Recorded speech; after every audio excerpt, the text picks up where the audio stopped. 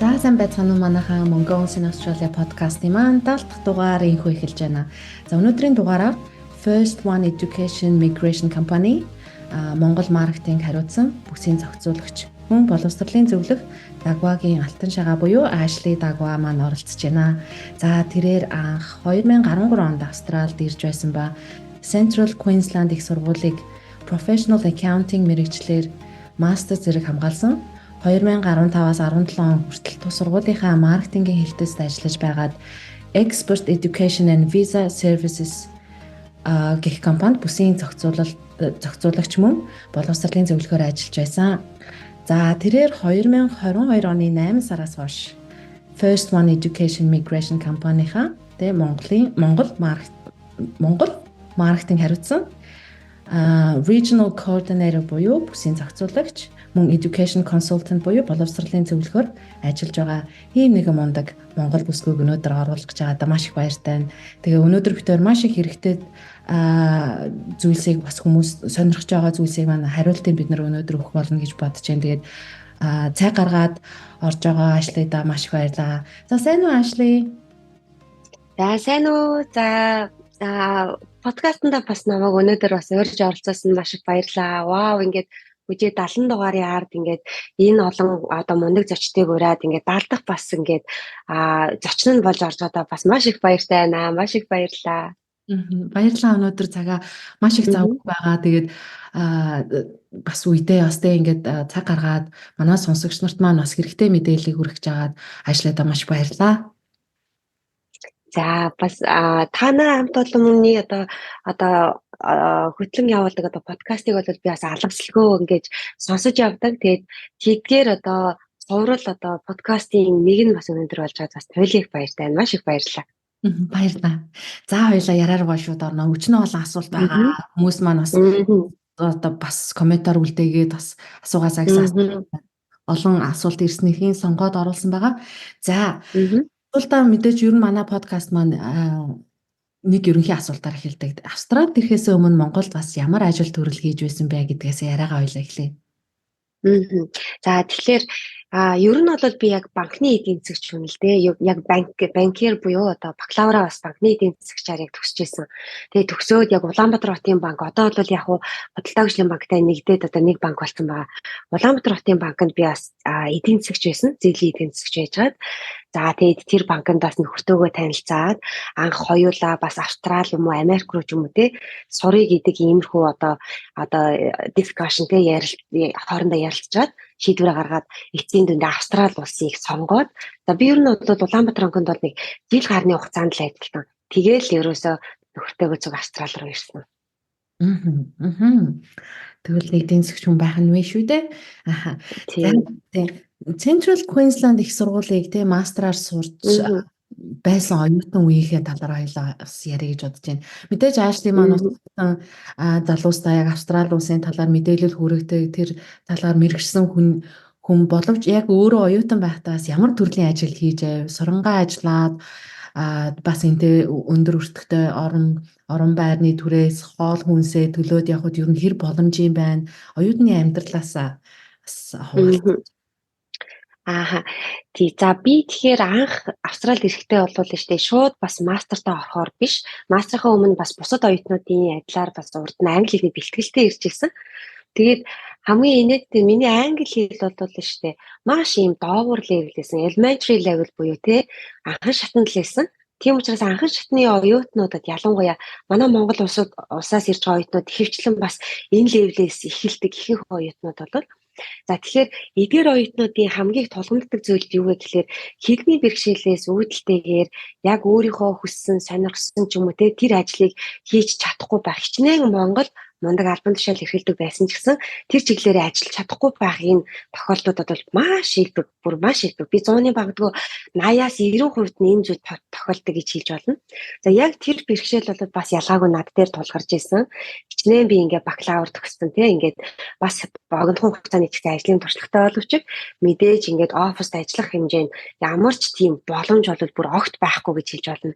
Тийм учраас ерөнхийдөө зочид буудлын housekeeper буюу одоо өрөөний цэвэрлэгчийн ажлаас эхэлж ирсэн. За гэхдээ өрөөний цэвэрлэгчийн ажлыг би нэг 6 сар хийгээд хөөхөн бас буудал дотроо ингээд тушаал агчижсэн гэх юм уу та. За тэгээд turn down гэдэг сервис дээр би яг 13-аас 15 он хүртэл бүтэн яг 2 жил 1.5 жил turn down сервис дээр ажиллаж байсан гэх юм уу. За тэгээд англи хэлний бэлтгэлээ төгсөөд university-д орсон мастраар сурахаар эхэлсэн. Тэнгүүд нөгөө бусад орны оюутнуудын одоо үндэсний тэр соёл одоо урлаг тэр юу гэдгийг те тэр болгоны одоо харуулсан тийм одоо үндэсрэх тийм баярууд сургууль дээр аягүй болдог гэсэн байхгүй юу? Малайз оюутнуудын, энэтхэг оюутнуудын, за хятад оюутнуудын. Тэгэхээр нэг монгол оюутнуудын ерөөсөө зохиогддоггүй байсан. Тэгээ яг тэр үед дөнгөж ороод удаагүй байсан монгол оюутнууд яг тэрийг ажиглаад сургуультай хүсэлт гаргаад за Mongolian Naadam Festival гэж аягүй өргөн дэлгэр жил болгон болдог ийм үндсэн баяр байдаг. Тэр баярыг бид нэр хиймээр байна гэдэг хүсэлт өгөөд тэгээ тэр баярыг зохион байгуулсан. Тэгээд тэр баярыг зохион байгуулалт яг үндсэн одоо нөгөө зохион байгуулагчдын нэгэнд нь би өөрөө ингээ орсон явж байгаа шүү дээ тий. Тэгсэн тэр баяр дээр бас нэлээд ийм том одоо New South Wales мужийн одоо боловсрал одоо юу гэдгийг хариуцсан тэр том одоо ямар ч хэлсэн албан тушаалтай тийм зочид ирсэн байсныг бид нар юусоо мэдээгүй. Тэгээ ингээд тухайн арга хэмжээ маш амжилттай болоод яг амжилттай арга хэмжээгээ зохион байгуулснаас хойш би 2 хоногийн дараа тухайн университетээс буюу өөрөө сурч байсан сургуулиасаа маркетинг департаментэд ингээ ажиллаач гэдэг юм урилгыг саналыг авч ирсэн байхгүй юу? Би ерөөсөө саналаа аваад маргааш нь би буудалтаа заавчлаараа би ингээ ажиллаж чадах боломж боллоо гэж гарлаа гэдгийг хэлээд тэгээд нөгөө юунийхаа Sydney University-ийнхаа юунд human resource team тий одоо юугаа CV-гээ явуулаад ажлын ярилцлаганд ороод за миний анхны одоо Австрали улсад хийсэн анхны ярилцлага бол ерөөсөө яг тэр байсан. Бүтэн 40 минутын ярилцлага маш хүнд ярилцлага боловч би тэгээд тэрийг бол ямар ч ингээд тухайн үедээ хамгийн одоо best дээр л ямар ч лсэн хийгээл орж исэн. Тэгээд маш азтайгаар тэгээд ярилцлагандаа тэнцээд Central Queensland University-гийн одоо маркетинг департаментэд одоо future student буюу одоо шинээр илсэн орж байгаа оюутнуудын одоо материалыг хариуцсан ажилтан болж одоо ингэж орж исэн гэх юм уу та.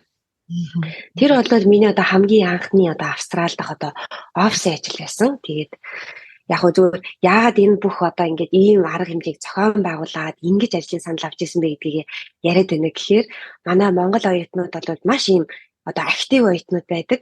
Гэхдээ үүнийхээ хэрээр бас жоохон альва зүйл тийм одоо санаачлагтай тий.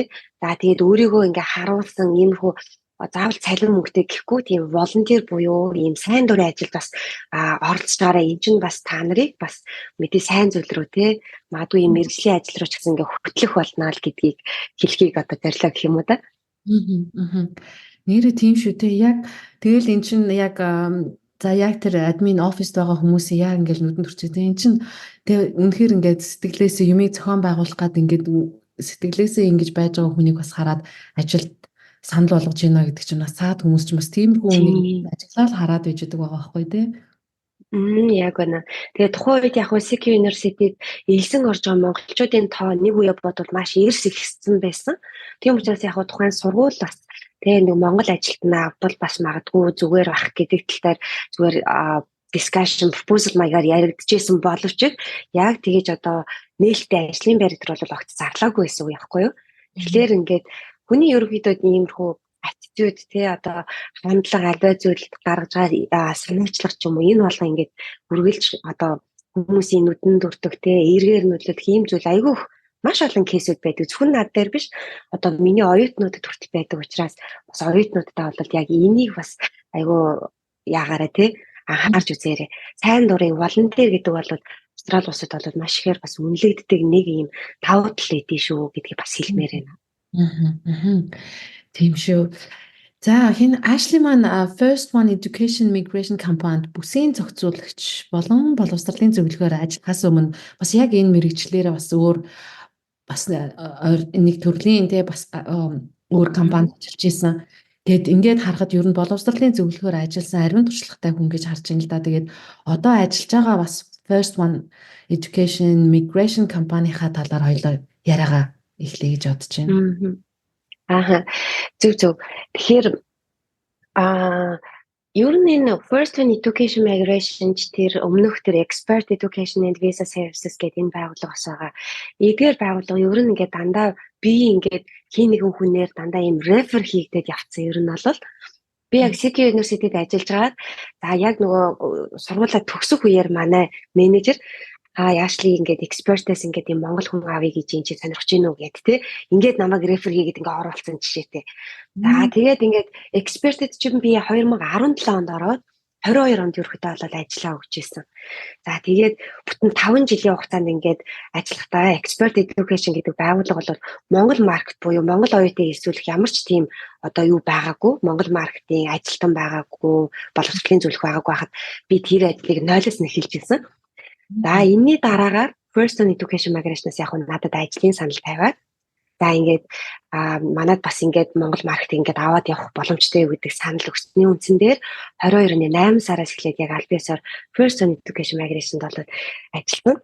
Тэгэд энэ хугацаанд бол зөндөө олон хүмүүс надаас нэг зүйлийг асууж ирсэн. Аашли чи яагаад ингээ өөрөө ингээ хуваараа ингээд агентлаг байгуулад гарахгүй байгаа юм бэ гэдэг зүйлийг айгүй их ярьдаг байсан аахгүй. Тэгээ би яг одоо үүн дээр яг ингээ хариулахад байна шүү дээ. Боловсролын агентлаг гэдэг маань өөрөө нэг талаараа маш хариуцлагатай ажил. Тухайн одоо оюутны Австрали улсад амьдрахгүй гэдгийг шийддэг ажил учраас би үргэлж Mara Agent буюу Австрали улсын иммиграшнд аль биесний бүртгэлтэй цагаачлалын хуульчтайгаар энэ үйл ажиллагааг эрхлэхийг илүү үздэг гэсэн. Тэгэхээр миний өмнө нь ажиллаж байсан байгууллагч тэр одоо ажиллаж байгаа энэ First One Education Migration гэдэг байгууллагч тэр аль нь өөрийн гэсэн аль биесний цагаачлалын хуульчтай байгууллага байхгүй юу? За тэгээд энэ байгууллагынхаа одоо давуу талыг одоо ингээд дуурдах юм бол манай байгууллага одоо мэргэжлийн 3 цагаачлалын хуульчтай. Одоо тэр 3 хуульч бол альва оюутны кейс дээр, асуудал дээр тий зөвхөн надтай дискас хийхээсээ илүүтэйгээр бас хоорондоо дискас хийх. За тэгээд цаагаараа мэдээж иммиграшн дал руугаа илүү бас танил талтай, илүү олон жилийн экспириенстэй учраас тэр оюутнуудын асуудлыг илүү ийм одоо гүн гүнзгий улс суртай цаашдын ирээдүйг нь бодолцсон юм одоо тэг шийдвэрийг одоо илүү гаргаж гэх юм уу эсвэл зөвлөгөөг тэр хүнд мэдээллийг ингэж гаргаж өгдөг гэсэн үг байхгүй юу. За тийм учраас энэ одоо First One Education Migration гэдэг одоо байгууллага маань албаас нь цаачлалын хуульчтай дээрээс нь Монгол улсаас гадна за Энэтхэг, Филиппин, за Турк, за Латин Америк буюу одоо Перу, Чили, Аргентин, Колумб гэд Бразил гэд улсууд. За дээрээс нь манайх одоо саяхнаас одоо Казахстан одоо маркетыг бас шинээр нэвтрүүлж гэн тий. Гэх мэтчлэн маш олон оюутнуудын кейсэн дээр зэрэг ажилдаг. За тэгээд энэ маань зөвхөн student visa биш. Student visa-гаар ерөөсөө хязгаарлагдахгүй цаашаага sponsor visa, training visa, PR visa, PR маань дотроо одоо 186, 189, 100, 191, 491 гэд маш олон ангилагдсан шүү дээ тий. Тэгэхээр хуульч нарын туршлага ерөөсөө ганцхан Монгол оюутнуудын кейсээр хязгаарлагддаг байл гэсэн үг энэ маань ерөөсөө. Тэр олон оюутнуудын одоо кейс, тэр олон оюутнуудын явж байгаа тэр замнал тий магадгүй манай Монгол улсад ингээд PR авах гээд маш олон жилийг зарцуулсан байлаа нэг оюутан. Гэтэл өөр улсын оюутнуудад 2-3 жилийн дотор PR авсан оюутны жишээ байж байгаа жишээтэй. Тэр болгоноос бид нөр өөрсдөө суралцаад явдаг жишээтэй байхгүй юу? За тэгээд тэр олон оюутнуудын тэр олон улсуудын боловсролын зөвлөхүүд нэг офс дотроо суугаад өөрсдөө бие биетэйгээ оюутнуудынхаа кейсийг харьцуулаад хоорондоо зөвлөлдөөд манай оюутан тэгсэн шүү. Тэгэхээр танай оюутан тэгчихсэн боломж байгаа шүү гэдэг байдлаар ингээ ажиллагаа гэсэн. Энэ маань бас манай энэ First One Education Migration-ы хамгийн том давуу тал байгаа гэх юм уу та. Тийм биш үү те. Зөвхөн Монгол сонирхож байгаа оюутнууд бас хүмүүстэй харьцахгүйгээр бас олон кейсүүд игүүл ингэж те энэ дээр хүмүүс алддсан байх гэдэг юм уу те бас ингээ хоорондоо бас илүү найдвартай зүйл бас гарч ирэх нь шүү дээ. Тийм байх шүү бас. За тэгвэл монголчууд маань ер нь сүүлийн үед ер нь ямар төрлийн физик их мэдүүлж байна. Одоо тэгээд одоо бол зур сонсоход бол сургалт их байх шиг байна. За аяллаар ирчээ сургалт жоогоонч байх шиг байна. Ур чадварын виз бол хэрвээ тийм бол яг Монголоос өсгөж. Ер нь ямар төрлийн виз их мэдүүлж байна. За тэгэхээр мэдээч тийм манай Монгол оюутнуудын за магадгүй нэг 70-80% гэх юм уу яг сургалтын визээр ерөөхдөө бол Австрали улсад ихэнх нь одоо яг амьдарч байна. Гэхдээ манай Монгол оюутнууд ер нь бол их бас мундаг, за оюуны потенциал сайтай гэж би бол баг хэлж чадна. За тэгээд яадаг вэ гэхээр аливаа байгууллагад ажилд орлоо гэхэд ажил олгогчдоо маш хурдан үнэлэгдэж чаддаг. Тэрнийхээ хэрээр сүүлийн үед бол ялангуяа Австрали улсад жоохон удацсан тий одоо экспириенстэй туршлагатай болсон оюутнууд маань бол спонсоршип виз рүү бол маш их аплай хийж байна. Спонсороо ингээд эмплойертой буюу ажил олгогчтой үнэлэгдээд одоо амжилттай аваа явж байгаа оюутнуудын тоо сүүлийн үед бол бүр эрс ихссэн. За тэгээд ялангуяа салбарыг нь хэрвээ ярих юм бол барилгын салбараар манай Монгол оюутнууд бол маш сайн явж байгаа. За тэгээд одоо эдгээр оюутнуудын чинь одоо background буюу өмнөх одоо сурсан одоо мэргэжил төгссөн сургууль болоод эзэмшсэн мэргэжил дээр ажлын туршлагыг ингээ харахаар Монголд тийм мэргэжил байхгүй хэрнээ Австрали улсад ирээд шинээр тэр ажлыг магадгүй мужааны ажлыг ч юм уу те гагнуурын ажлыг ч юм уу тэдгээр ажлуудыг одоо өөрөө сураад одоо ажил олгогчдоо ингээ үнэлэгдээд тэр спонсор визийг ингээ аваа явж байгаа ийм оюутнууд бол маш их байгаа.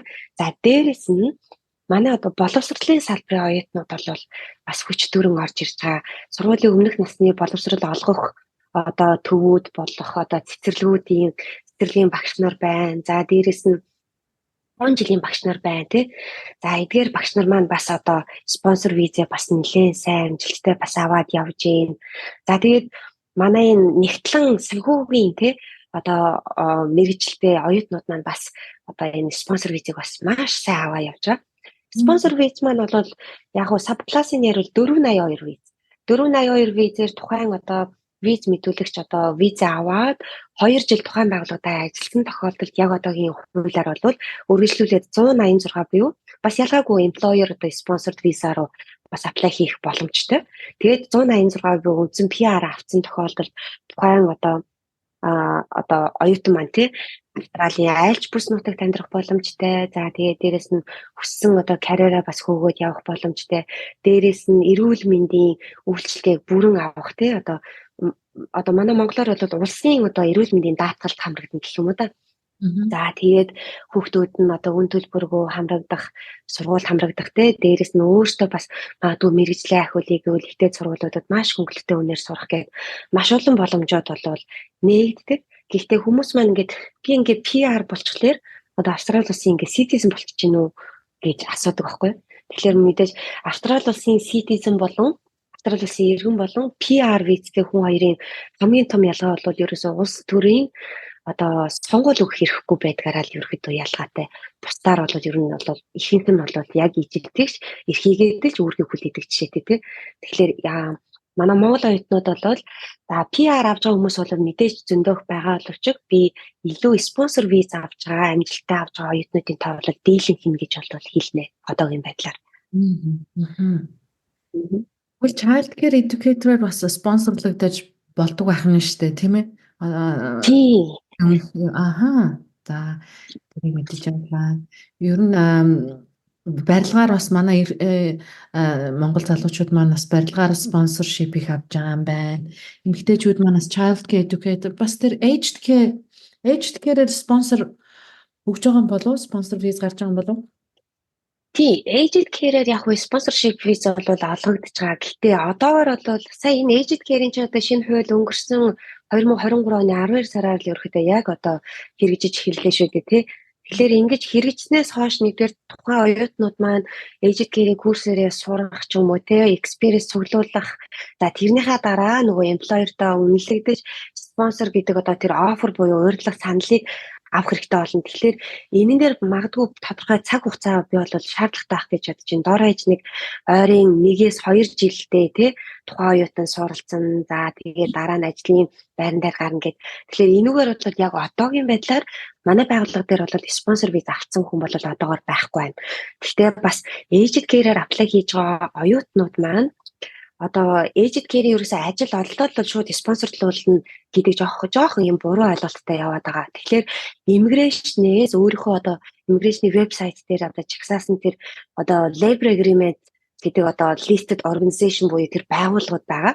Тэр байгууллагуудаас спонсорын санал авсан тохиолдолд ажлын туршлагад тэр шаардахгүйгээр ч юм уу тэр тодорхой нөгөө хуульд заагдсан тэр хөнгөлөлттэй нөхцлүүдээр одоо тэр юугаа спонсор болон PR визуудаа мэдүүлэх боломжтой. Тэгэхээр тэрийгээ бас жоохон сайн судалж энэ салбар руугаа орох хэрэгтэй шүү гэдгийг бас яг энэ подкастаар бас хэлье гэж бодож байна. Маш олон юм буруу ойлголттойгоор ирдэг. Ерөөсөө ингээл aged care-д ингээд нэг богино хугацаагаар сурчлаа. За тэгээд нэг aged care-ийн нэг ажил олчвол шууд спонсорлоод энэ. Гэтэл тэр байгууллага маань listed болсон уугүй юу гэдгийг бас давхар шалгаж авах хэрэгтэй гэдгийг бас анхаарах хэрэгтэй шүү. Тэ? Тийм тэгэхээр тэр спонсорлж байгаа компани бас нэлээд хариуцлага хүлээж байгаа бас төлбөр хөлсөө бас улсдаа төлж байгаа бах. Тэгэхээр мэдээж байгууллагатаа үнэлэгдээд үнэхээр тэр хүнийг спонсорлох хүсэлтэй байх юм бол тухайн компани спонсорлно шүү дээ. Тэрнээс ажиллаж байгаа хүн бол спонсорлно гэж бол байхгүй шүү дээ. Яг үнэн тийм. Спонсор гэдэг чинь угаасаа одоо нэг байгууллагад нэг ажилтан хэрэгтэй байлаа. Тэр ажилтнаа үнэхээр ингээд яг тэр одоо спонсорлох гээд байгаа хүн байж тэр одоо ажлын байрыг илүү одоо үр дүнтэй одоо үр бүтээлтэйгээр авч явах гэдэг тийм учраас энэ хүн надад зайлшгүй хэрэгтэй байна гэсний үндсэн дээр тэр байгууллага иммиграшн руу тухайн хүнийг номинейт хийгээд энэ ажилд надад ийм учраас зайлшгүй хэрэгтэй байна гэдэг байдлаар хандж байгаа гэсэн үг шүү дээ тийм учраас нөгөө нэг ажил оллоо бол тэр хүн шууд спонсор олох уугүй юу гэдэг чинь бас тухайн эмплойерийн үзмжийн асуудал тухайн эмплойер өөрийн чинь хэр үнэлж гэнэ үү гэдгээс бас шалтгааллах учраас тэрийг бас бодолцож ажлын байран дээр илүү үр бүтээлтэй ажиллаж эмплойертой үнэлэгдэх хэрэгтэй гэдгийг бас айгу бодох хэрэгтэй. Гэхдээ мэдээж тухайн ажлын байран дээр ч юм уу эсвэл тухайн одоо чинь aged care ч юм уу зөвхөн Монгол оюутнууд сурахгүй байгаа шүү дээ тэрүүгээр чинь одоо Энэтхэг Непал магадгүй Филиппин, Индонез гэх зөндөө олон оюутнуудын өрсөлдөөн байгаа. Тэгэхээр тэр дундаас бас гарч ирж шалгарч эмплойердөө үнэлэгдэж тэр саналыг авах хэрэгтэй гэдгийг бас оюутнууд жоохон ойлгох хэрэгтэй гэсэн үг. За тийм байна.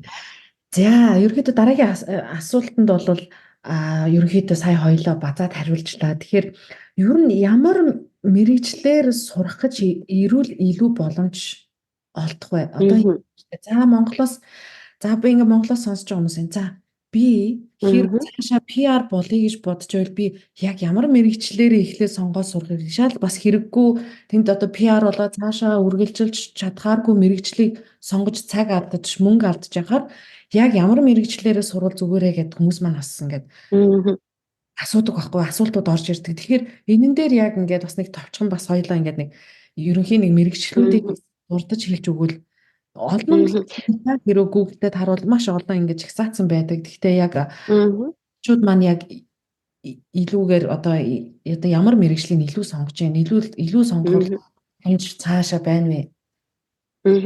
За энэ бол ерөөхдөө миний одоо ажилтлын одоо хүрээнд өдөр тутамд одоо над дээр ерөөхдөө бол ирдэг асуулт гэх юм уу да. За тэгэхээр яг одоогийн нөхцөл байдлаар бол манай одоо Монгол оюутнуудад одоо маш одоо түгээмэл гардаг алдаанууд юу гэхээр нөгөө occupation list гэдэг ерөөсөө өөрийн чинь сонирхож байгаа мэргэжил орж ийн үү ороогүй юу сурж байгаа мэргэжил чинь орсон уугүй юу гэдгийг огт мдэггүйгээр шалгаагүйгээр үжиж сураад эхэлсэн мөнгө төгрөг болоо цаг зав үжээ ингээ өрцөн байдаг байхгүй. Тэгэхээр яг нөгөө өөрийн чинь асуудгаар тэр Монголоос одоо сонсож байгаа хүмүүст гэр болох үүднээс гэдэг чинь бол маш зөв. Хүмүүс тэгэхээр Монголоос ирэхээсээ өмнө зүгээр Google дээр хамгийн нэг дурд үзэх хэрэгтэй. Occupation list гэж зүгээр Google дээр ингээ харахаар Австралийн иммиграшны вебсайт дээр нөгөө тухайн мэрэгчлүүдээ хэрхэн яаж хайж болох вэ ийм найдаг угаасаа ийм филд гараад ирдэг. Тэгэхээр тэрэн дээр өөрийнхөө сонирхож байгаа хэд хэдэн мэрэгчлийг би бол хамгийн багадаа 5 6 мэрэгчлийг шалгаж үз гэж хэлнэ. Тэгээ тэрнээс би хүсвэл хамаагүй 20 30 мэрэгжил шалгах тий. Occupation list-д яг орсон тэр эрсдэл мэрэгжлийн жагсаалтад чинь өөрөө хэдэн 100 мэрэгжил байгаа. За тэгээ дээрэс нь тэр надаас яг асуулт асууж байгаа хүнийг чинь би одоо магадгүй төрхөөс нь хойш ингээ хамт байгаагүй ч юм уу те тэр хүний одоо сонирхол юу юм өмнөх одоо туршлага юу юм тэр болгоныг нэгдүгээр би мэдгүй учраас за чи шууд тэрүүгээр сур гэж хэлэх бол айгүй учир дутагдaltaй. Тийм учраас тэр хүмүүс яах хэрэгтэй вэ гэхээр за би юугаар сурвал нэгдүгээр би цаашаагаа илүү амжилттай сурч чадах уу те тэрийгэ бодолцоод хамгийн нэгдүгээр occupation list-д орж уугүй гэдгийг шалгаж ийж за окей. Тэгвэл одоо нөгөө software engineering ч юм уу эсвэл nursing ч юм уу тий. За энэ мэрэгжил маань Австрали улсын эрэлттэй мэрэгжил жишээ нь байгаа юм байна.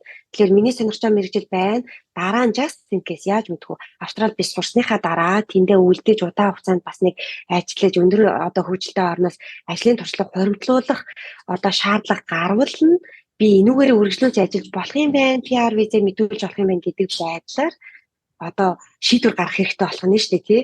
Одоо жишээ нь би нэг лайв дээрээ бас энийг дурдчихсан. Өнөөдөр манай Монгол оюутнууд маш ихээр Master of Business Administration буюу бизнесийн удирдлагаар сураад ирчдэг. Гэтэл нөгөө Business Administration гэдгээрээ PR мэдүүлэх шанс бол маш бага, маш минимум. Гэтэл Business Administration биш үнэхээр бизнес болон санхүү талдаа сонирхолтой бол Business Analyst гэдгээр нь сурчих юм бол энэ occupation list-ндээ medium and long term list буюу удаан хугацааны эрэлттэй мэргэжилтэд чинь байж байгаа жишээ таахгүй. За тэгээд ядаж одоо надаас ингэж асууж байгаа хүмүүс маань би ер нь бол нэг ийм юм уу те нэг иймэрхүү чиглэлээр явбал илүү сонирхолтой байна гэд надад хэлвэл тэгвэл энэ чиглэлээр чинь яг иймэрхүү occupation илүү эрэлттэй байдаг. Тийм учраас иймэрхүү мэргэжлэр сурвал илүү зүгээр шүү гэдэг байдлаар би зөвлөгөө өгдөг гэсэн үг байхгүй. Тэрнээс устаар нэг хүн над дээр анх удаа ирж уулзчиж ирээд за би ямар мэргэжлэр сурах вэ гэхээр өө чи тэрүүгээр сур гэж онооч хэлнэ гэдэг чи өөрөө айгүй юм өдөр татагталтай гэсэн үг. Тэгэхээр нэгдүгээр одоо агентлагаас мэдээлэл авч байгаа оюутнууд маань Google дээр цаахан тий occupation list гэдгээс өөрийн чинь сонирхож байгаа мэргэжлүүд байна уу гэдгийг маш сайн шалгаж үзээрэй. Тэрөө байхгүй тохиолдолд магадгүй ийм мэргэжлийн агентлагуудтай уулзаад за би уул нийгмийг сонирхсон гэхдээ байхгүй байна. Энэ тохиолдолд арай өөр тэгээ 2 дахь 3 дахь ийм сонголтууд юу байж болох вэ гэдэг талаараа ярилцаж үзэх хэрэгтэй л гэсэн үг. Тийм ээ. Тэгэхээр манайхан Google руу ороод occupation list гэдэг government Австралийн government-ийн вебсайт руу ороод листээ сайхан үзээд тэр олон листээс таны хүсэж байгаа сурахыг хүсэж байгаа мэрэгжил чинь байж л таараа тэгэхээр та тэр бүгдээ доор хаяж 5-6 мэрэгжлийг харж сонгож авах биш үү те. Яг үнэ тий. Энэ бол одоо зүгээр мэрэгжлийн нэршлэл хайх гэж байгаа учраас бүр ингээд одоо detailed мэдээлэл хайхгүй учраас ер нь бол нөгөө Facebook-ийн англи хэлтэй гэдэг шиг те нөгөө анхны шатны тухайн мэрэгжлийнхаа англи хэллэгийг мэддэг л хахад ер нь бол гайгаад бол олчихно. Тэр нь бол сонгоо амархан тий. За тийм ээ. За ер нь хамгийн сүүлийн одоо өөрчлөгдсөн хууль дүрмийн талаар асуумаар байна. Тэр айгүй их олон өөрчлөгдөж байна те. За саяхан нэг өөрчлөгдлөө чангарлаа гэж байна.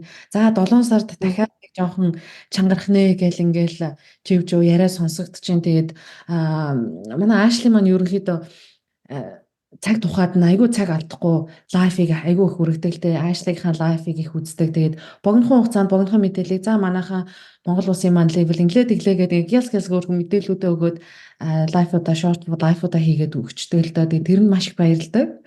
Шүү. Одоо яг хууль дүрм яг ямар байна вэ? Манай Монгол улс маань хаана явна? За ерөнхийдөө за түрүүний өөрийн чинь хэлснээр бас манай Монгол улсын assessment level сая өнгөрсөн 4 сарын 3-наар ерөөхдөө доошоо дахиад level унаад хамгийн эрсдэлтэй орны тоонд ер нь бол орчлоо л доо. Тэгээд манай Монгол улсын level ер нь бол яг энэ эрсдэлтэй орны одоо жагсаалтад бол маш олон жил өмнө нь явсан.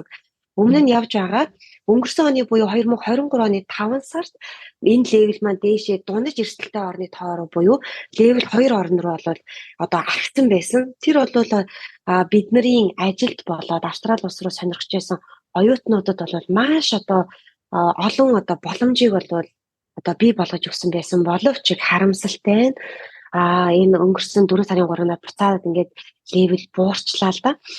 За ингээд level буурсан тохиолдолд ерөнхийдөө яадаг вэ гэдэг тэгэхээр Австрали улсын иммиграшнээс танаас илүү их материал шаардна. За санхүүгийн баталгаа IELTS-ийг илүү их шаардна.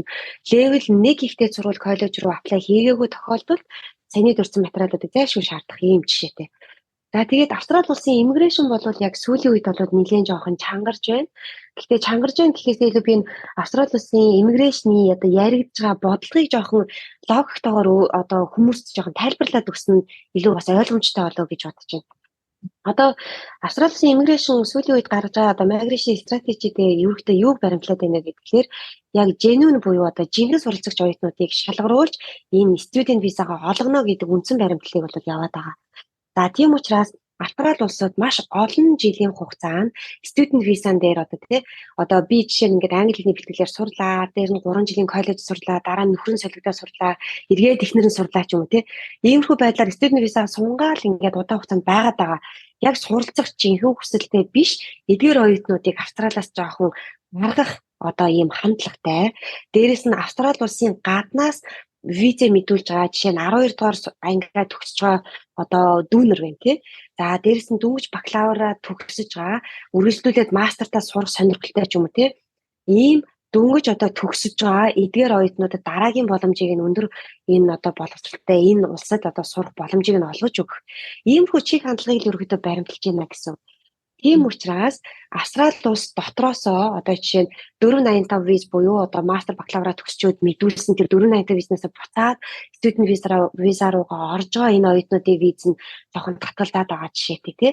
За тэгээд дээрэс нь одоо сурчаад буцнаа гिचээд дахиад визээ мэдүүлээд байгаа. Эдгээр визүүд бол нэлээд одоо муу гарч ийн гэх юм уу та.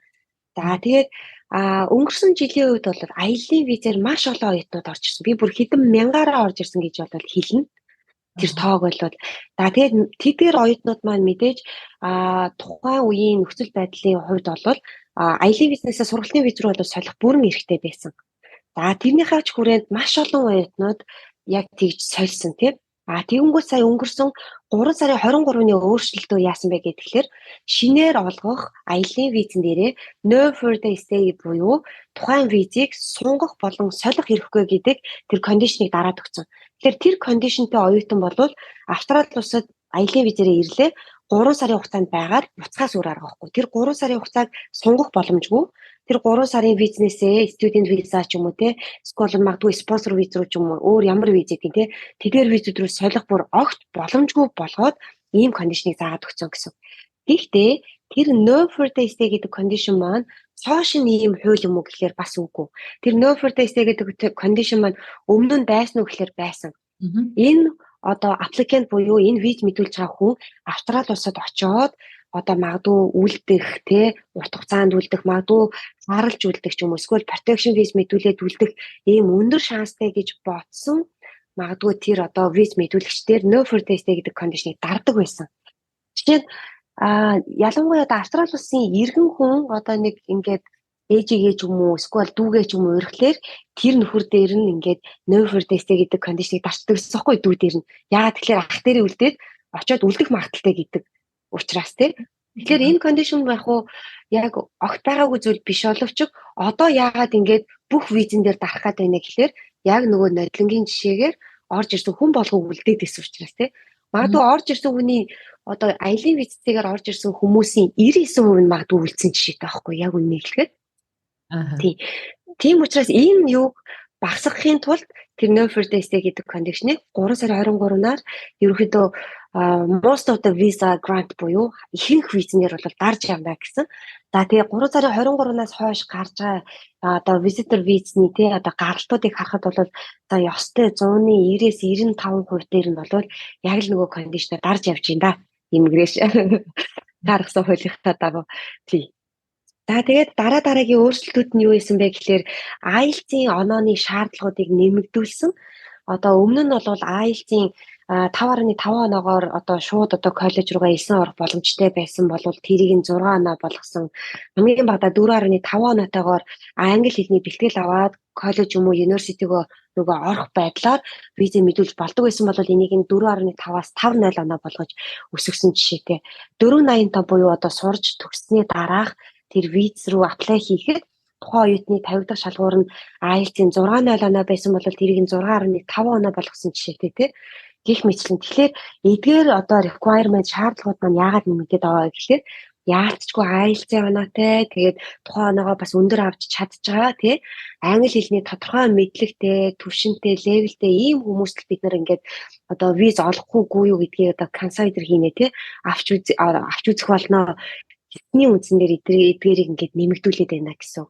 Тэгэхээр одоо ерөнхийдөө бол за эдгээр өөрчлөлтүүд болоод сүүлийн үед одоо гарч байгаа визний гаралтуудыг харах юм бол би бол за 35-аас дээш насны ахмад насны хүмүүстээр бол шанс бол бас илүү жоохон буураад байгаа шүү гэдгийг бас онцолж хэлмээрээ. Тэгэхээр 35-аас магадгүй 30-аас дээш ч юм уу тийм насны хүмүүс маань магадгүй мастер, бакалавр, доктор сурах оюутнууд маань нэлээд одоо өөрийнхөө энэ иммиграшны тавигдж байгаа шаардлагуудад нэмээд хэр нийцж байна уу гэдгээ сайн харж иж бас шийдвэрээ гаргаад бас визэндээ ороорой. Үнэхээр доктор моктороор мэдүүлж байгаа хүмүүс бол 30-35-аас дээш насных байхаас өөр аргагүй шүү дээ тийм тухайн хүн чинь одоо мастраар болон одоо судалгааны мастраар ч юм үжээ төгссөн хүмүүс гээд ингэ бодохоор гэхдээ бас одоо энэ IELTS англи хэлний одоо requirement-ийг хэр хангаж гэнэ үү санхүүгийн баталгаагаа хэр хангаж чадчихэв үү гэдгийг бодолцчихж одоо тэр визний процесс юмнуудаа эхлэхгүй болвол одоо хангалттай тэр шаардлагуудыг хангаж чадахгүй хүмүүс маань процессыг эхлүүлснээс үүдэлтэйгээр тухайн хүн дээр цаг завын болон мөнгөний маш их гар зардаг байхгүй юу? Waste of time and money болчдөг. Тийм учраас эдгээрээ маш нягтлчээд визний процессыг эхлүүлээрэй гэдгийг бас ер нь бол энэ одоо ташрам бас хэлэх хэрэгтэй байх тий. Яа, за оста манайханд маш хэрэгтэй зүйлүүд гарлаа. Би ч одоо энэ ч тэмдэглэлийн дэвтэр дээр ингээл бичээл ингээл дот тавьж байгаа л бичээл аваад байна. Тэгээд одоо оста нэрээ 35 за бүр сүлдээ 30 нэмэх гэж хэлтлээ сая тийм хүмүүс сургалтын виза ер нь бол жоохон нэлээд чангарч харж байгаа гэж ойлголоо. Тэгээд за айцын оноотой. За ер нь бол яг л сурах гэж байгаа оюутнуудаа л манай түрүү жил ирсэн манай монголчууд манай аяллаа визээр ирээд бараг 99% нь энд сургалт хүсээд бараг сургалтанд аваад үлдснээс болоод бараг ингэчүү гэж одоо харж ах шиг байна л да би. Тэгээд ер нь яагаад левел бод яасан учраас левел бод шалтгаан нь тий. За өнгөрсөн оны хувьд бол яг хөө тэр одоо энэ өөрчлөлт нь аялын визтэй хүмүүс бүгд 90-95% нь ингээд 99% ч юм уу те ингээд солигдсон учраас инглээ гэж тэгж штэ. Гэхдээ яг үнэндээ энэ үзүүлэлт зөвхөн Монгол улсаас байгаагүй байхгүй юу? Яа тэгэхээр ковид гэдэг зүйлээс болоод Австрали бас хил гайла хаацсан байсан. За тэгэнгүүтээ 21 оны 12 сард хилээ нээсэн шүү дээ хамгийн анх Австрали улс. За тэгээд тухайн үед бол ажиллах хүчний маш өндөр хомсдолд орсон байсан. Тэрнтэйгээ холбоотойгоор олон улсын оюутан болоод одоо visitor visa тий мэдүүлсэн ихэнх аппликантууд ер нь бол бүгд баг одоо визагаа аваад ирсэн байхгүй. Тэгэхээр энэ бол зөвхөн манай Монгол улсын оюутнуудаас болоод гэсэн үг бол бас биш шүү за. Одоо Филиппинч одоо манай Монгол одоо манай First One Education зөвхөн Монгол оюутан биш тий олон маркет дээр ажиллаж байгаагийн одоо нэг давуу тал нь одоо ингээ олон оюутнуудын энэ кейсүүдийг харьцуулдаг дээрээ байдаг л да. Өнгөрсөн 4 сарын 3-наар манай Монгол улс одоо assessment level ерөөхдөө буурсан одоо үндсэн шалтгаанууд ер нь юу байдаг вэ гэхээр энэ ер нь бол Австрали улсын иммиграшныг би бол үнэхээр одоо шудрах одоо системтэйгээр эдгээр левелүүдийг бол тогтоодог гэж үздэг. За тэгээд энэ бол зөвхөн улс орнуудыг ингэж assessment level-ээр ангилахаас гадна ихтэй сургуулиудыг бас assessment level-ээр ангилдаг. Тэгэхээр энэ яагаад ингэж assessment level-д одоо ингэж сургуулиудыг болон улс орнуудыг хуваагаад байна гэхээр нэгдүгээр тэр сургуулиуд чанаргүй зөвхөн мөнгө төлөх оюутнуудыг те илүү элсүүлэхээсээ илүү чанартай оюутан элсүүлэхтэй гэдэг одоо шаардлага тэнд нэгдүгээрт явж байна гэсэн үг.